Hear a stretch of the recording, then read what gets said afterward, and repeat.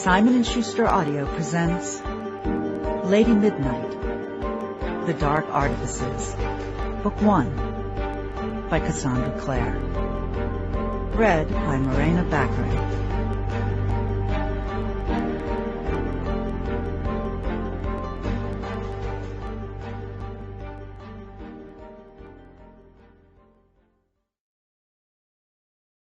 Prologue. Los Angeles, 2012. Shadow market nights were Kit's favorite. They were the nights he was allowed to leave the house and help his father at the booth. He'd been coming to the shadow market since he was 7 years old. 8 years later, he still felt the same sense of shock and wonder when he walked down Kendall Alley through Old Town Pasadena toward a blank brick wall and stepped through it into an explosive world of color and light. Only a few blocks away were Apple stores selling gadgets and laptops, cheesecake factories and organic food markets, American apparel shops, and trendy boutiques. But here, the alley opened out into a massive square, warded on each side to prevent the careless from wandering into the shadow market. The Los Angeles shadow market came out when the night was warm, and it both existed and didn't exist. Kit knew that when he stepped in among the lines of brightly decorated stalls, he was walking in a space that would vanish when the sun rose in the morning. But for the time he was there, he enjoyed it. It was one thing to have the gift when no one else around you had it. The gift was what his father called it, although Kit didn't think it was much of one. Hyacinth, the lavender-haired fortune-teller in the booth at the market's edge, called it the sight. That name made more sense to Kit. After all, the only thing that separated him from ordinary kids was that he could see things they couldn't. Harmless things sometimes, pixies rising from dry grass along the cracked sidewalks, the pale faces of vampires in gas stations late at night, a man clicking his fingers against a diner counter. When Kit looked again, he saw the fingers were werewolf claws. It had been happening to him since he was a little kid, and his dad had it too. The sight ran in families. Resisting the urge to react was the hardest. Walking home from school one afternoon, he'd seen a pack of werewolves tearing each other apart in a deserted playground. He'd stood on the pavement and screamed until the police came, but there was nothing for them to see. After that, his father kept him at home mostly, letting him teach himself out of old books. He played video games in the basement and went out rarely, during the day or when the shadow market was on. At the market, he didn't have to worry about reacting to anything. The market was colorful and bizarre even to its inhabitants. There were ifrits holding performing jinn on leashes, and beautiful Peri girls dancing in front of booths that sold glittering, dangerous powders. A banshee manned a stall that promised to tell you when you die, though Kit couldn't imagine why anyone would want to know that. A clurican offered to find lost things, and a young witch with short, bright green hair sold enchanted bracelets and pendants to catch romantic attention. When Kit looked over at her, she smiled. "Hey, Romeo," Kit's father elbowed him in the ribs. "I didn't bring you here to flirt. Help put the sign up." He kicked their bent metal footstool over to Kit and handed him a slab of wood, onto which he had burned his stall's name, Johnny Rooks. Not the most creative title, but Kit's father had never been overburdened with imagination. Which was strange, Kit thought, as he clambered up to hang the sign, for someone whose clientele list included warlocks, werewolves, vampires, sprites, wights, ghouls, and once a mermaid. They'd met in secret at SeaWorld. Still, maybe a simple sign was the best. Kit's dad sold some potions and powders, even under the table some questionably legal weaponry, but none of that was what brought people to his booth. The fact was that Johnny Rook was a guy who knew things. There was nothing that happened in LA's downworld that he wasn't aware of. No one so powerful that he didn't know a secret about them or a way to get in touch with them. He was a guy who had information, and if you had the money, he'd tell it to you. Kit jumped down off the footstool, and his dad handed him two $50 bills. "Get change off someone," he said, not looking at Kit. He'd pulled his red ledger out from under the counter and was looking through it, probably trying to figure out who owed him money. "That's the smallest I've got." Kit nodded and ducked out of the booth, glad to get away. Any errand was an excuse to wander.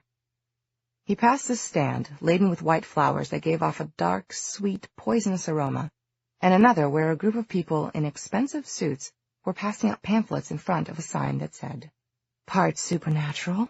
You're not alone. The followers of the Guardian want you to sign up for the lottery of favor.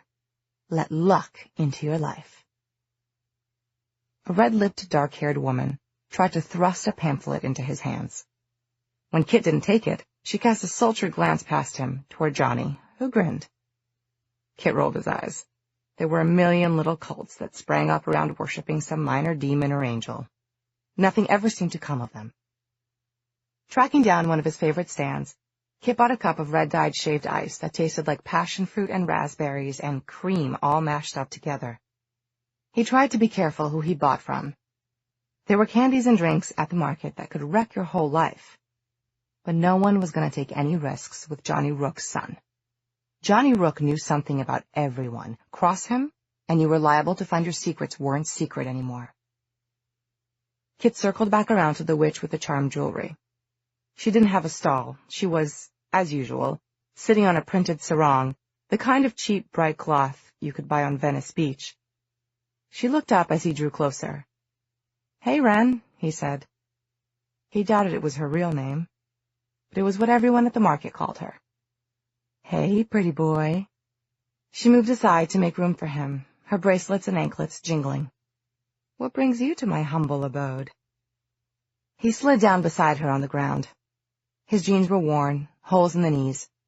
He wished he could keep the cash his father had given him to buy himself a few new clothes. "Dad needed me to break 250s. "Shh," she waved a hand at him. "There are people here who'd cut your throat for 250s and sell your blood as dragon fire." "Not me," Kit said confidently. "No one here would touch me," he leaned back, "unless I wanted them to. And here I thought I was all out of shameless flirting charms." "I am your shameless flirting charm." He smiled at two people walking by, a tall, good-looking boy with a streak of white in his dark hair, and a brunette girl whose eyes were shaded by sunglasses. They ignored him, but Wren perked up at the sight of the two market-goers behind them, a burly man and a woman with brown hair hanging in a rope down her back. "Protection charms?" Wren said winningly. "Guaranteed to keep you safe. I've got gold and brass, too, not just silver." The woman bought a ring with a moonstone in it and moved on, chattering to her partner. "How do you know they were werewolves?" Kit asked. "The look in her eye," said Wren. "Werewolves are impulsive buyers, and their glances skip right over anything silver." She sighed. "I'm doing a bang-up business in protection charms since those murders started up." "What murders?" Wren made a face. "Some kind of crazy magic thing. Dead bodies turning up all covered in demon languages. Burned, drowned, hands chopped off, all sorts of rumors." "How have you not heard about it? Don't you pay attention to gossip?" "No," Kit said, "not really." He was watching the werewolf couple as they made their way toward the north end of the market, where the lycanthropes tended to gather to buy whatever it was they needed. Tableware made out of wood and iron, wolfsbane, tearaway pants, he hoped. Even though the market was meant to be a place where downworlders mingled, they tended to group together by type. There was the area where vampires gathered to buy flavored blood, or seek out new subjugates from among those who'd lost their masters. There were the vine and flower pavilions where fairies drifted, trading charms and whispering fortunes. They kept back from the rest of the market, forbidden to do business like the others. Warlocks, rare and feared, occupied stalls at the very end of the market. Every warlock wore a mark proclaiming their demonic heritage. Some had tails, some wings or curling horns. Kit had once glimpsed a warlock woman who had been entirely blue-skinned, like a fish. Then there were those with the sight, like Kit and his father, ordinary folk, gifted with the ability to see the shadow world, to pierce through glamours. Wren was one of them, a self-taught witch who'd paid a warlock for a course of training in basic spells, but she kept a low profile. Humans weren't supposed to practice magic, but there was a thriving underground trade in teaching it. You could make good money provided you weren't caught by the shadow hunters, Wren said. How did you know I was thinking about them? Because they're right over there. 2 of them. She jerked her chin to the right, her eyes bright with alarm. In fact, the whole market was tensing up, people moving to casually slide their bottles and boxes of poisons and potions and death's head charms out of sight. Leashed jinn crept behind their masters. The Perrys had stopped dancing and were watching the shadow hunters, their pretty faces gone cold and hard. There were two of them, a boy and a girl, probably 17 or 18. The boy was red-haired, tall, and athletic-looking. Kit couldn't see the girl's face, just masses of blonde hair cascading to her waist. She wore a golden sword strapped across her back and walked with the kind of confidence you couldn't fake.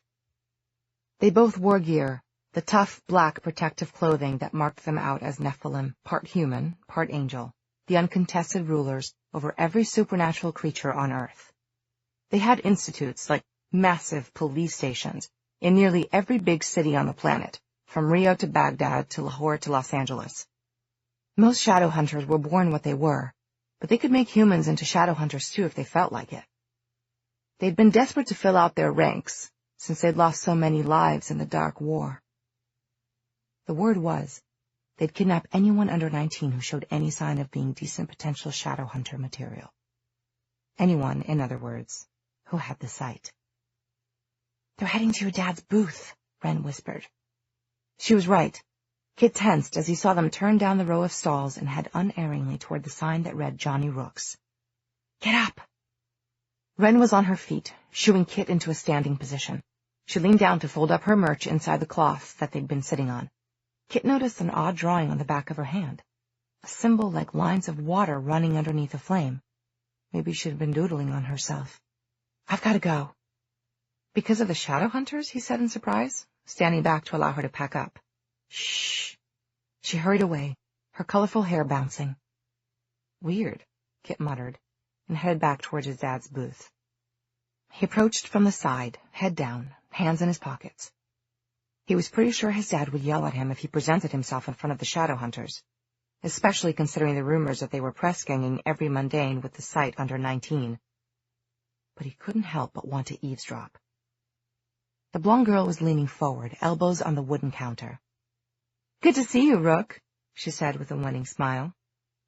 She was pretty, Kit thought. Older than he was, and the boy she was with towered over him.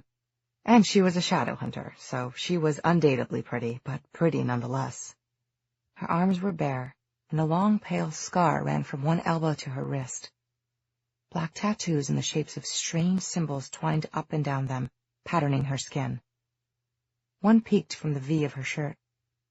They were runes, the sorceress marks that gave the shadow hunters their power. Only shadow hunters could wear them. If you drew them on a normal person's skin, or a downworlder's, they would go insane. "And who's this?" Johnny Rook asked, jerking his chin toward the shadow hunter boy. "The famous Parabatai?"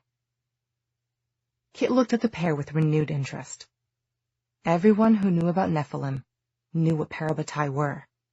Two shadow hunters who swore to be platonically loyal to each other forever, always to fight by each other's sides, to live and die for each other. Jace Herondale and Clary Fairchild, the most famous shadow hunters in the world, each had a Parabatai. Even Kit knew that much. "No," the girl drawled, picking up a jar of greenish liquid from a stack by the cash register. It was meant to be a love potion, though Kit knew that several of the jars held water that had been dyed with food coloring. "This isn't really Julian's kind of place." Her gaze flicked around the market. "I'm Cameron Ashdown." The red-headed shadow hunter stuck out a hand, and Johnny, looking bemused, shook it. Kit took the opportunity to edge behind the counter. "I'm Emma's boyfriend." The blonde girl, Emma, winced, barely perceptibly. Cameron Ashdown might be her boyfriend now, Kit thought, but he wouldn't lay bets on him staying that way. "Huh," said Johnny, taking the jar out of Emma's hand. "So I assume you're here to pick up what you left." He fished what looked like a scrap of red cloth out of his pocket. Kit stared. What could possibly be interesting about a square of cotton? Emma straightened up. She looked eager now. "Did you find out anything?" "If you dropped it in a washing machine with a load of whites, it would definitely turn your socks pink." Emma took the cloth back with a frown. "I'm serious. You don't know how many people I had to bribe to get this. It was in the spiral labyrinth. It's a piece of the shirt my mom was wearing when she was killed. Johnny held up a hand. I know. I was just... Don't be sarcastic.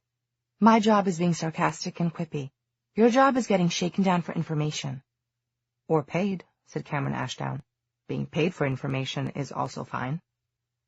Look, I can't help you, said Kit's father. There's no magic here. It's just some cotton. Shredded up and full of seawater. But cotton. The look of disappointment that passed over the girl's face was vivid and unmistakable. She made no attempt to hide it, just tucked the cloth into her pocket. Kit couldn't help feeling a jolt of sympathy, which surprised him. He never thought he'd be sympathetic to a shadow hunter. Emma looked over at him, almost as if he'd spoken. So, she said, and suddenly there was a glint in her eyes. You've got the sight, huh? Like your dad. How old are you? Kit froze. His dad moved in front of him quickly, blocking him from Emma's view. Now, here I thought you were going to ask me about the murders that have been happening. Behind on your information, Carstairs? Apparently Wren had been right, Kit thought. Everyone did know about these murders. He could tell by the warning note in his father's voice that he should make himself scarce, but he was trapped behind the counter with no escape route. I heard some rumors about dead mundanes, Emma said. Most shadow hunters use the term for normal human beings with intense contempt. Emma just sounded tired. We don't investigate mundanes killing each other. That's for the police. There were dead fairies, said Johnny. Several of the bodies were fae. We can't investigate those, said Cameron. You know that. The cold piece forbids it. Kit heard a faint murmur from nearby booths, a noise that let him know he wasn't the only one eavesdropping. The cold piece was shadow hunter law. It had come into being almost 5 years ago. He barely remembered a time before it. They called it a law, at least. What it really was a punishment. When Kit was 10 years old, a war had rocked the universe of downworlders and shadow hunters. A shadow hunter, Sebastian Morgenstern, had turned against his own kind. He had gone from institute to institute, destroying their occupants, controlling their bodies, and forcing them to fight for him as an unspeakable army of mind-controlled slaves. Most of the shadow hunters in the Los Angeles Institute had been taken or killed. Kit had had nightmares about it sometimes, of blood running through hallways he'd never seen, hallways painted with the runes of the Nephilim. Sebastian had been helped by the Fairfolk in his attempt to destroy the shadow hunters. Kit had learned about fairies in school, cute little creatures that lived in trees and wore flower hats. The Fairfolk were nothing like that. They ranged from mermaids and goblins and shark-toothed kelpies to gentry fairies, those who held high rank in the fairy courts. Gentry fairies were tall and beautiful and terrifying. They were split into 2 courts, the Seelie Court, a dangerous place ruled by a queen no one had seen in years, and the Unseelie Court, a dark place of treachery and black magic, whose king was like a monster out of legend. Since the fairies were downworlders and had sworn allegiance and loyalty to the shadow hunters, their betrayal was an unforgivable crime. The shadow hunters had punished them viciously in a sweeping gesture that had come to be known as the Cold Peace, forcing them to pay huge sums to rebuild the shadow hunter buildings that had been destroyed, stripping them of their armies, and instructing other downworlders never to give them aid. The punishment for helping a fairy was severe. Fairies were a proud, ancient, magical people, or so it was said. Kit had never known them as anything but broken. Most downworlders and other denizens of the shadowy space between the mundane world and the shadow hunter one didn't dislike fairies or hold much of a grudge against them. But none of them were willing to go against the shadow hunters either. Vampires, werewolves, and warlocks stayed away from fairies, except in places like the shadow market, where money was more important than laws. Really, said Johnny. What if I told you that the bodies have been found covered in writing? Emma's head jerked up. Her eyes were dark brown, almost black, surprising against her pale hair. What did you say? You heard me. What kind of writing? Is it the same language that was on my parents' bodies? Don't know, said Johnny. Just what I heard. Still seems suspicious, doesn't it?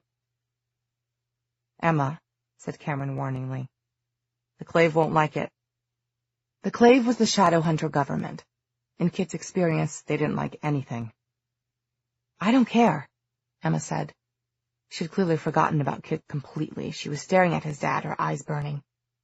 Tell me what there is to know. I'll give you 200. Fine, but I don't know that much, said Johnny. Someone gets grabbed, a few nights later they turn up dead. And the last time someone got grabbed, said Cameron. 2 nights ago, said Johnny, clearly feeling he was earning his payoff. Body'll probably be dumped tomorrow night. All you have to do is show up and catch the dumper.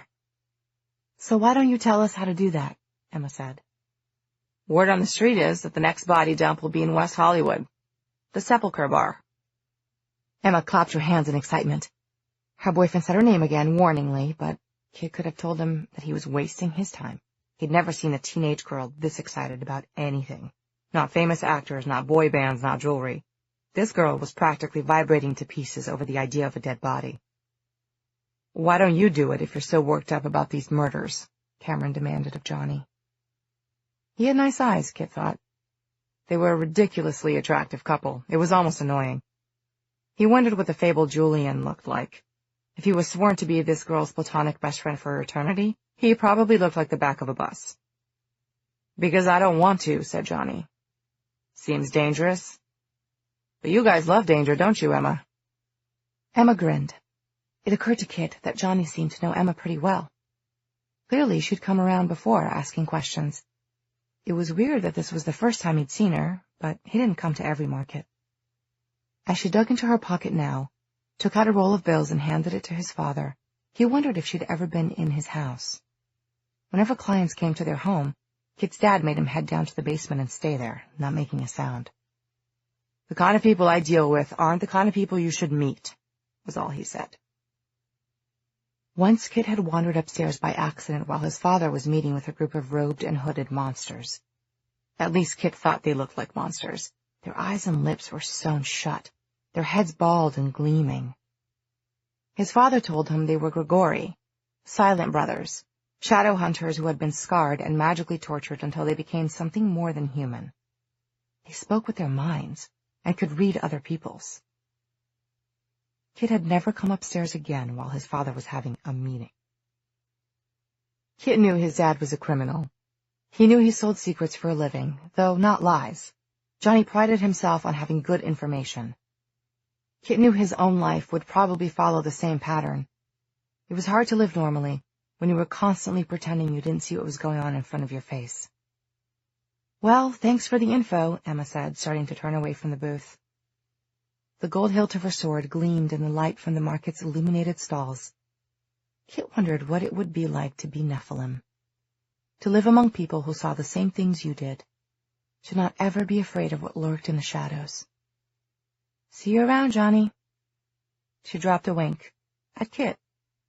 Johnny whirled around to look at him as she disappeared back into the crowd with her boyfriend. Did you say something to her? Johnny demanded. Why'd she zero in on you like that? Kit held his hands up defensively. I didn't say anything, he protested. I think she noticed me listening. Johnny sighed. Try to get noticed less. The market was starting up again now that the shadow hunters had left. Kit could hear music and a rising bubble of chattering voices. How well do you know that shadow hunter girl? Emma Carstairs? She's been coming to me for stuff for years. Doesn't seem to care that she's breaking Nephilim rules. I like her, as much as you can like any of them. She wanted you to find out who killed her parents. Johnny yanked a drawer open. I don't know who killed her parents, Kit. Probably fairies. It was during the Dark War. He looked self-righteous. So I wanted to help her out. So what? Shadowhunter money spends. And you want the Shadowhunters paying attention to something that isn't you, said Kit. It was a guess, but he suspected a good one. Have you got something going on? Johnny slammed the drawer shut. Maybe. For someone who sells secrets, you sure keep a lot of them, said Kit, jamming his hands into his pockets. His father put an arm around him, a rare affectionate gesture. My biggest secret, he said, is you. 1. A sepulchre in this kingdom. It's just not working out, Emma said. This relationship, I mean. Disconsolate noises came from the other end of the phone. Emma was barely able to decipher them. The reception wasn't particularly good on the roof of the Sepulchre bar. She paced along the edge of the roof line, peering down into the central courtyard. Jacaranda trees were strung with electric lights, and sleek ultra-modern tables and chairs were scattered around the garden space.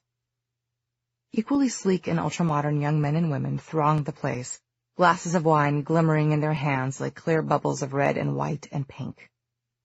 Someone had rented out the place for a private party. A sequined birthday banner hung between two trees, and waiters made their way through the crowd carrying pewter chargers of snacks. There was something about the glamorous scene that made Emma want to break it up by kicking down some of the roof tiles or doing a front flip into the crowd. The clave would lock you up for a good long time for that kind of behavior, though. Mundanes weren't supposed to ever glimpse shadow hunters. Even if Emma did jump down into the courtyard, none of the partygoers would see her. She was covered in glamour runes, applied by Christina, that rendered her invisible to anyone without the sight. Emma sighed and put the phone back to her ear. All right, our relationship, she said. Our relationship isn't working out. Emma, Christina hissed loudly behind her. Emma turned, her boots balanced at the edge of the roof. Christina was sitting on the shingled slope behind her, polishing a throwing knife with a pale blue cloth. The cloth matched the bands that held her dark hair back from her face. Everything about Christina was neat and put together. She managed to look as professional in her black fighting gear as most people would look in a power suit. Her golden good luck medallion glimmered at the hollow of her throat, and her family ring, twined with a pattern of roses for Rosales, shone on her hand as she placed the knife, wrapped in its cloth, beside her. Emma, remember, use your I statements. Cameron was still wittering away on the other end of the phone, something about getting together to talk, which Emma knew would be pointless. She focused on the scene below her. Was that a shadow slipping through the crowd below, or was she imagining it? Maybe it was wishful thinking. Johnny Rook was usually reliable, and he'd seemed very sure about tonight. But Emma hated getting all geared up and full of anticipation, only to discover there was going to be no fight to work off her energy. This is about me, not you, she said into the phone. Christina gave her an encouraging thumbs up. I am sick of you. She smiled brightly as Christina dropped her face into her hands. So maybe we could go back to being friends? There was a click as Cameron hung up. Emma tucked the phone into her belt and scanned the crowd again. Nothing. Annoyed, she scrambled up the slope of the roof to flop down beside Christina. Well, that could have gone better, she said. Do you think so? Christina took her hands away from her face. What happened? I don't know. Emma sighed and reached for her steely, the delicate Adamus writing instrument shadow hunters used to ink protection runes onto their skin. It had a carved handle made of demon bone and had been a gift from Jace Herondale, Emma's first crush. Most shadow hunters went through steelies like mundanes went through pencils, but this one was special to Emma, and she kept it as carefully intact as she kept her sword. It always happens. Everything was fine, and then I woke up one morning, and just the sound of his voice made me feel sick to my stomach. She looked at Christina guiltily. I tried, she added. I waited weeks. I kept hoping it would get better, but it didn't. Christina patted her arm. I know, Quata, she said. You just aren't very good at having tact, Emma suggested. Christina's English was nearly accentless, and Emma often forgot it wasn't her first language. On the other hand, Christina spoke 7 languages on top of her native Spanish. Emma spoke English and some scraps of Spanish, Greek, and Latin, could read 3 demon languages and swear in 5.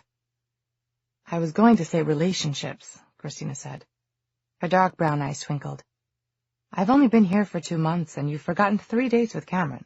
Skipped his birthday, and now you've dumped him because it was a slow patrol night. He always wanted to play video games, Emma said. I hate video games. No one is perfect, Emma. But some people are perfect for each other. Don't you think that has to be true? A strange look flashed over Christina's face. Gone so quickly, Emma was sure she'd imagined it. Sometimes Emma was reminded that however much she felt close to Christina, she didn't know her. Didn't know her the way she did Jules, the way you knew someone whose every moment you had shared since you were children. What had happened to Christina in Mexico, whatever had sent her running to Los Angeles and away from her family and friends, was something she'd never spoken of to Emma. "Well," said Christina, "at least you were wise enough to bring me along for moral support to help you through this difficult time." Emma poked Christina with her steely. "I wasn't planning on dumping Cameron. We were here, and he called, and his face came up on my phone. Well, actually, a llama came up on my phone because I didn't have a picture of him, so I just used the llama. And the llama made me so angry, I just couldn't help myself." "Bad time to be a llama." "Is it ever a good time, really?" Emma flipped the steely around and started to ink a sure-footedness rune onto her arm. She prided herself on having excellent balance without runes, but up on her roof it was probably a good idea to be safe. She thought of Julian, far away in England, with a sting at her heart. He would have been pleased she was being careful. He would have said something funny and loving and self-deprecating about it. She missed him horribly, but she supposed that was how it was when you were a parabatai, bound together by magic as well as friendship. She missed all the Blackthorns. She had grown up playing among Julian and his sisters and brothers, lived with them since she was 12, when she had lost her parents, and Julian, whose mother had already died, had lost his father. From being an only child, she had been thrust into a big, loud, noisy, loving family. Not every part of it had been easy, but she adored them. From shy Drusilla to Tiberius, who loved detective stories. They had left at the beginning of the summer to visit their great-aunt in Sussex. The Blackthorn family was originally British. Marjorie, Julian had explained, was nearly 100 years old and might die at any moment. They had to visit her. It was a moral requirement. Off they'd gone for 2 months, all of them except their uncle, the head of the Institute. The shock to Emma's system had been severe. The Institute had gone from noisy to quiet. Worst of all, when Julian was gone, she felt it, like a constant unease, a low-level pain in her chest. Dating Cameron had not helped, but Christina's arrival had helped immeasurably. It was common for shadow hunters who reached the age of 18 to visit foreign institutes and learn their different customs. Christina had come to Los Angeles from Mexico City. There was nothing unusual about it, but she'd always had the air of someone running from something. Emma, meanwhile, had been running from loneliness. She and Emma had run directly into each other and become best friends faster than Emma could have believed possible. "Diana will be pleased about you dumping Cameron at least," said Christina. "I don't think she liked him." Diana Rayburn was the Blackthorn family's tutor. She was extremely smart, extremely stern, and extremely tired of Emma falling asleep in the middle of class because she'd been out the night before. "Diana just thinks all relationships are a distraction from studying," Emma said. "Why date when you can learn an extra demonic language? I mean, who wouldn't want to know how to say, 'come here often' in Pergatic?" Christina laughed. "You sound like Jaime. He hated studying." Emma perked her ears. Christina rarely spoke of the friends or family in Mexico City she'd left behind. She knew Christina's uncle had run the Mexico City Institute until he'd been killed in the Dark War, and her mother had taken it over. She knew Christina's father had died when she was a child, but not much else. But not Diego. He loved it. He did extra work for fun. "Diego? The perfect guy? The one your mom loves?" Emma began to trace a steely over her skin, the far-sided rune taking shape on her forearm. The sleeves of her gear were elbow length, the skin below it marked all over with the pale white scars of runes long ago used up. Christina reached over and took the steely from Emma. "Here, let me do that." She continued the far-sided rune. Christina had a gorgeous hand with runes, careful and precise. "I don't want to talk about perfect Diego," Christina said. "My mother talks about him enough. Can I ask you about something else?" Emma nodded. The pressure of the steely against her skin was familiar and almost pleasant. "I know you wanted to come here because Johnny Rook told you that there have been bodies found with writing on them, and he thinks one will turn up here tonight." "Correct. And you're hoping the writing will be the same as it was on your parents' bodies." Emma tensed. She couldn't help it. Any mention of her parents' murders hurt as if it had happened yesterday. Even when the person asking her about it was as gentle as Christina. "Yes?" The Clave says Sebastian Morgenstern murdered your parents, said Christina. That is what Diana told me. That's what they believe, but you don't believe it. The Clave. Emma looked out into the Los Angeles night at the brilliant explosion of electricity that was the skyline, at the rows and rows of billboards that lined Sunset Boulevard.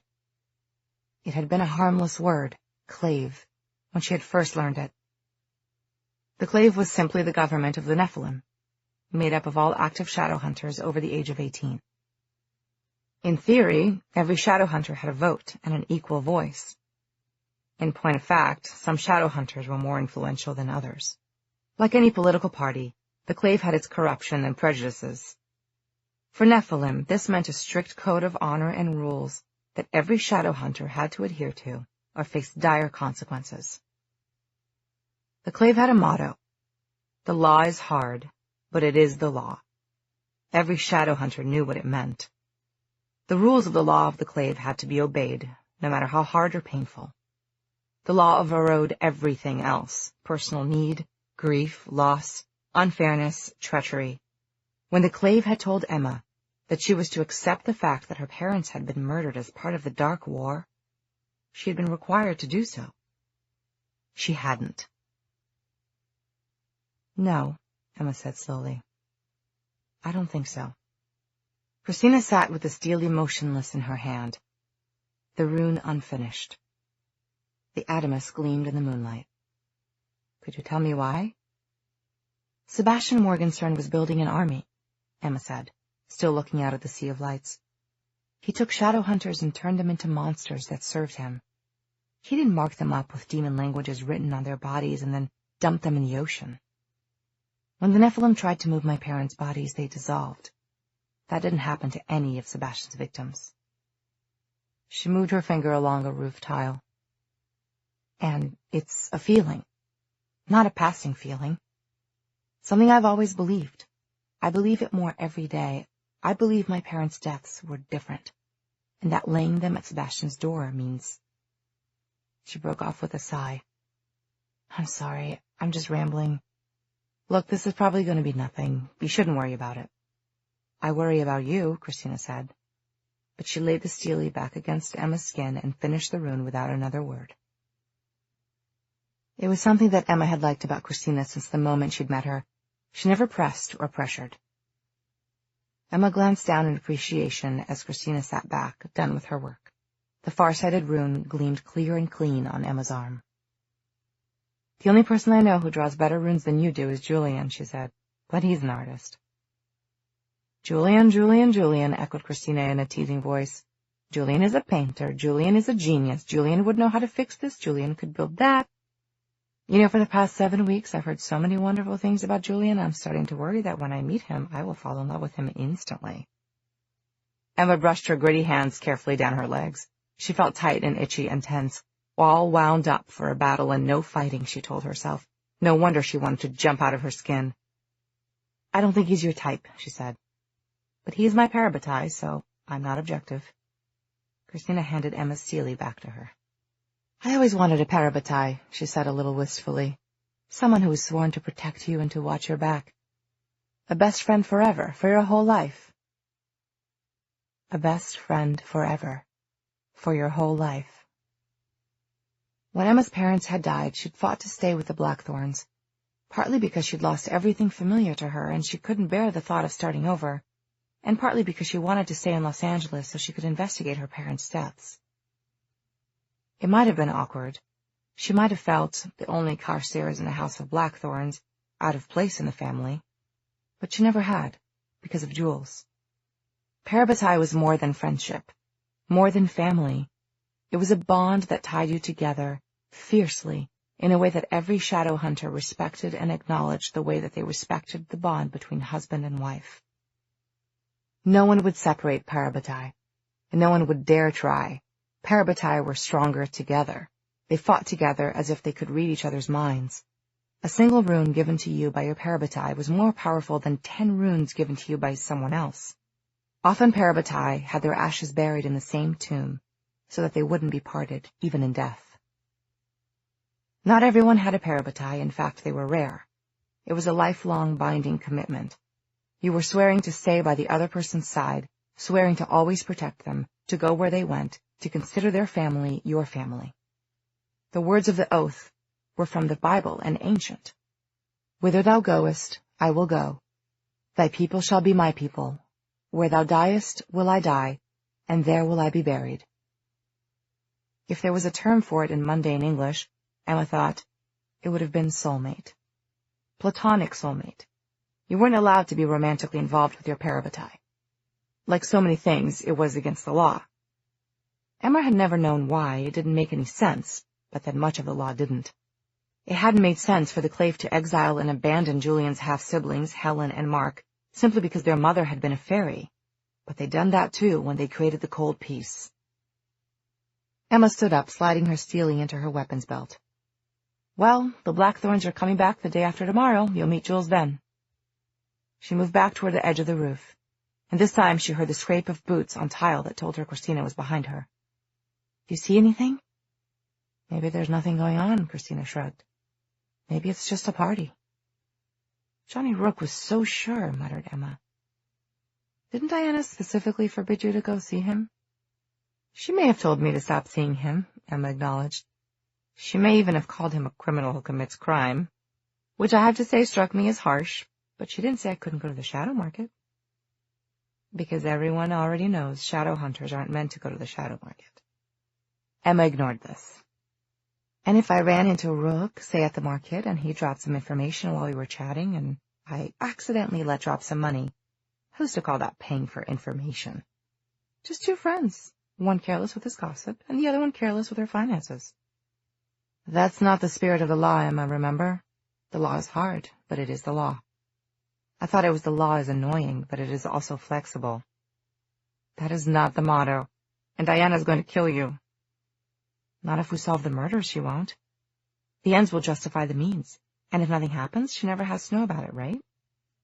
Christina didn't say anything. Right? Emma said. Christina gave an intake of breath. Do you see? She asked, pointing. Emma saw. She saw a tall man, handsome and smooth-haired, with pale skin and carefully tailored clothes moving among the crowd. As he went, men and women turned to look after him, their faces slack and fascinated. There is a glamour on him, Christina said. Emma quirked an eyebrow. Glamour was illusion magic, commonly used by downworlders to hide themselves from mundane eyes. Shadow hunters also had access to marks that had much the same effect, though Nephilim didn't consider that magic. Magic was warlock business. Runes were a gift from the angel. The question is, vampire or fae? Emma hesitated. The man was approaching a young woman in towering heels, a glass of champagne in her hand. Her face went smooth and blank as he spoke to her. She nodded agreeably, reached up, and undid the chunky gold necklace she was wearing. She dropped it into his outstretched hand, a smile on her face as he slid it into his pocket. Fae, Emma said, reaching for her weapons belt. Fairies complicated everything. According to the law of the Cold Peace, an underage shadow hunter shouldn't have anything to do with fairies at all.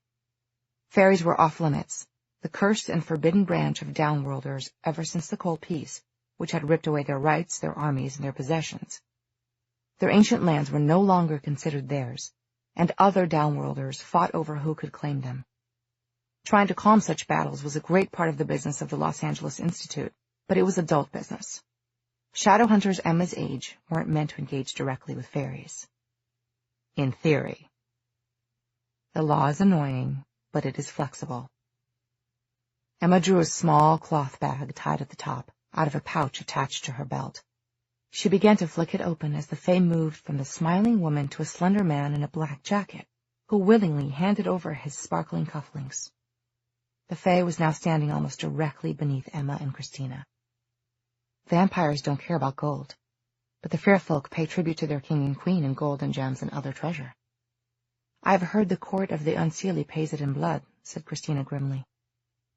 Not tonight, Emma said, flicking the bag she was holding open and upending the contents onto the fairy's head. Christina gasped in horror as the fae below them gave a hoarse cry, his glamour falling away from him like a snake shedding its skin. A chorus of shrieks went up from the crowd, as the Fae's true appearance was revealed. Branches grew like twisted horns from his head, and his skin was the dark green of moss or mildew, cracked all over like bark. His hands were spatulate claws, 3-fingered. "Emma," Christina warned. "We should stop this now. Call the Silent Brothers." But Emma had already jumped. For a moment she was weightless, falling through the air. Then she struck the ground, knees bent as she'd been taught. How she remembered those first jumps from great heights, the snapping, awkward falls, the days she'd have to wait to heal before trying again. No longer. Emma rose to her feet, facing the ferry across the fleeing crowd. Gleaming from his weathered, bark-like face, his eyes were yellow as a cat's. "Shadow Hunter," he hissed. The partygoers continued to flee from the courtyard through the gates that led into the parking lot. None of them saw Emma, though their instincts kicked in anyway, making them pass around her like water around the pilings of a bridge. Emma reached back over her shoulder and closed her hand around the hilt of her sword, Cortana. The blade made a golden blur in the air as she drew it and pointed the tip at the Fae. "No," she said, "I'm a candygram. This is my costume." The fairy looked puzzled. Emma sighed. "It's so hard to be sassy to the fair folk. You people never get jokes." "We are well known for our jests, japes, and ballads," the fairy said, clearly offended. "Some of our ballads last for weeks." "I don't have that kind of time," Emma said. "I'm a shadow hunter. Quit fast, die young." She wiggled Cortana's tip impatiently. "Now turn out your pockets." "I've done nothing to break the cold peace," said the Fae. "Technically true, but we do frown on stealing from mundanes," Emma said. "Turn out your pockets, or I'll rip off one of your horns and shove it where the sun doesn't shine." The Fae looked puzzled. "Where does the sun not shine? Is this a riddle?" Emma gave a martyred sigh and raised Cortana. "Turn them out, or I'll start peeling your bark off. My boyfriend and I just broke up, and I'm not in the best mood." The fairy began slowly to empty his pockets onto the ground, glaring at her all the while. "So you're single," he said. "I never would have guessed." A gasp sounded from above. "Now that is simply rude," said Christina, leaning over the edge of the roof. "Thank you, Christina," Emma said. "That was a low blow. And for your information, fairy guy, I broke up with him." The fairy shrugged. It was a remarkably expressive shrug, managing to convey several different kinds of not caring at once. "Although I don't know why," Christina said. "He was very nice." Emma rolled her eyes. The fairy was still dumping his loot. Earrings, expensive leather wallets, diamond rings tumbled to the ground in a sparkling cacophony. Emma braced herself. She didn't really care about the jewelry or the stealing. She was looking for weapons, spell books, any sign of the kind of dark magic she associated with the markings on her parents. "The Ashdowns and the Carstairs don't get along," she said. "It's a well-known fact." At that, the fairy seemed to freeze in place. "Carstairs," he spat, his yellow eyes fixed on Emma. "You are Emma Carstairs?" Emma blinked, thrown. She glanced up. Christina had disappeared from the edge of the roof.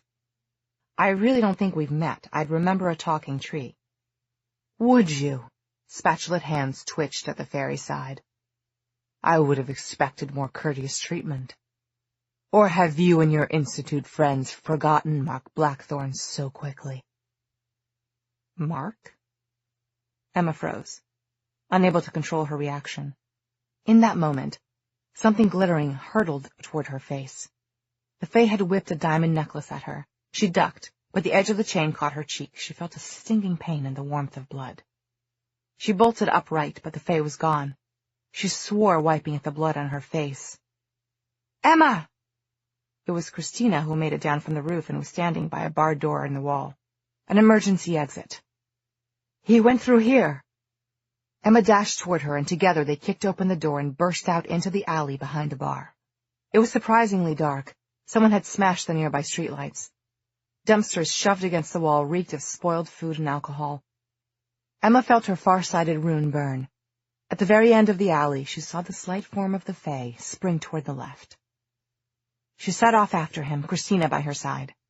She had spent so much of her life running with Julian that she had some difficulty adjusting her stride to someone else's. She pushed ahead, running flat out. Fairies were fast, notoriously so. She and Christina rounded the next corner, where the alley narrowed. The fleeing fae had shoved 2 dumpsters together to block their path. Emma flung herself up and over, using the dumpsters to vault forward, her boots clanging against the metal. She fell forward and landed on something soft. Fabric scratched under her fingernails. Clothes. Clothes on a human body. Wet clothes. The stench of seawater and rot was everywhere. She looked down into a dead and bloated face. Emma bit down on a yell. A moment later there was another clang and Christina dropped down beside her. Emma heard her friend breathe an astonished exclamation in Spanish. Then Christina's arms were around her, pulling her away from the body. She landed on the asphalt, awkwardly, unable to stop staring. The body was undeniably human.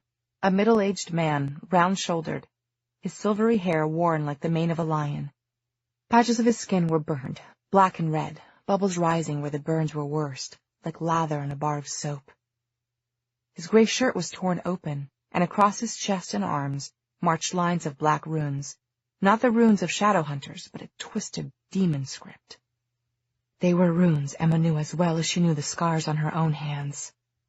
She had stared obsessively at photographs of those marks for 5 years.